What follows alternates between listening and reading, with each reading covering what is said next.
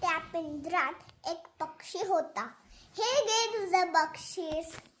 आजोबा, आवा पक्षी घेऊन मी काय करू? अरे बाळा, हा साधा सुद्धा पक्षी नाही बरं, हा जादूचा पक्षी आहे. जेव्हा हा पक्षी हसेल तेव्हा त्याच्या चोचेतून 10 सोन्याची नाणी पडतील. हे ऐकून बाबू हैराण झाला. याआधी त्यांनी असं कधीच ऐकलं नव्हतं. खरंच हा जादूचा पक्षी हा हसला की खरंच सोन्याची नाणी मिळतील. अरे हो बाळा, खरोखर हा जादूचा पक्षी आहे. थांब मी तुला दाखवतो. म्हातारीने तो पक्षी पिंजऱ्यातून बाहेर काढला आणि म्हणाला, अरे माझ्या लाटक्यात थोडं हसून तर दाखव. अरे माझ्या लाटक्यात थोडं हसून तर दाखव. म्हाताऱ्याने असं म्हटल्याबरोबर तो पक्षी हसला. त्याच्या चोचीतून 10-12 सोन्याची नाणी त्या म्हाताऱ्याच्या हातामध्ये आली. सोन्याची नाणी बघून बाबू खुशीने वेडापिसा झाला. हो हो, तर हा खरंच जादूचा पक्षी आहे. सोन्याची नाणी देतो. तुम्हाला खरंच माहित नाही तुम्ही माझी किती मदत केली आहे. तर पक्ष्याचा पिंजरा घेऊन बाबू अगदी आनंदाने आपल्या घराकडे निघाला. आता त्याला शहरात जायची गरज नव्हती. आता त्याला शहरात जाऊन काम करायचीही गरज नव्हती. आता त्याला हवे तेवढे पैसे तो पक्षी आणून देणार होता. बाबू परतीच्या वाट्यावर असताना रात्र झाली. त्यांनी विचार केला की पुढच्या गावात आपला मित्र शामू राहतो. आजची रात्र त्याच्या घरीच मुक्काम गेली असते. त्यांनी श्यामचं घर गाठलं. त्याला पाहून श्याम खूपच खुश झाला. अरे मित्रा, ये, इतक्या दिवसांनी इकडं कसं येणं केलंस?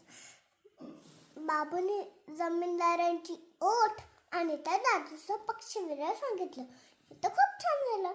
आता तू त्या जमीनदाराला पैसे देऊन कमलाशी लग्न करू शकतोस. आज रात्री इथेच थांब आणि सकाळी तुझ्या गावाकडे जायला निघ. बाबूने अदृश्य केलं.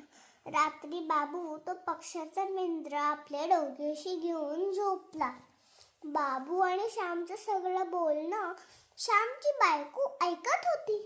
सोन्याच्या नाण्यांची गोष्ट ऐकून तिला हाव सुटली. बाबू झोपी जातात तिने श्यामच्या मदतीनं तो जादूचा पक्षी बदलला. सकाळ होताच बाबू तो जादूचा पक्षी घेऊन श्यामच्या घरून निघाला. गावात पोचताच क्षणी तो घाईघाईने जमीनदाराच्या घरापाशी गेला. जमीनदारची, अरे बाबू, तू एवढं लवकर कसं का आलास? 1000 सोन्याची नाणी आणलीस का? मी फक्त 1000 नाण्यांचा ढीग विचार करत आहात.